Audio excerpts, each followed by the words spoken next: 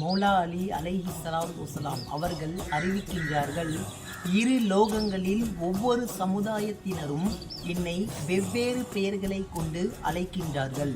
அரபு நாடுகளில் என்னுடைய பெயர் அலி என்றும், இன்ஜில் வேதத்தில் ஏலியா என்றும், தௌராத் வேதத்தில் ஓரியா என்றும், துருக்கியில் உள்ளவர்கள் பலியா என்றும், தாயிஃபாவில் தஹமீத் என்றும், மக்காவில் பாபுல் பலத் என்றும் அழைக்கின்றார்கள். மேலும் இந்துக்கள் என்னை கிருஷ்ணன் என்றும், வானத்தில் உள்ளவர்கள் என்னை அஹத் என்னும் எழுதுகின்றார்கள். முதல் வானத்தில் உள்ளவர்கள் என்னை அப்துல் ஹமீத் என்றும், இரண்டாம் வானத்தில் அப்துல் சமத் என்றும், மூன்றாம் வானத்தில் அப்துல் மஜீத் என்றும், நான்காம் வானத்தில் ஜலாலி என்றும், ஐந்தாம் வானத்தில் அலி ஆலா என்றும் அழைக்கின்றார்கள்.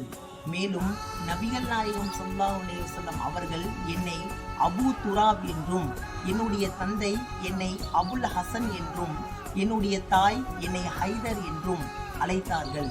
இவ்வாறு ஒவ்வொரு சமுதாயத்தினரும் என்னை வெவ்வேறு பெயர்களை கொண்டு அழைத்தனர் என்று அறிவித்தார்கள்.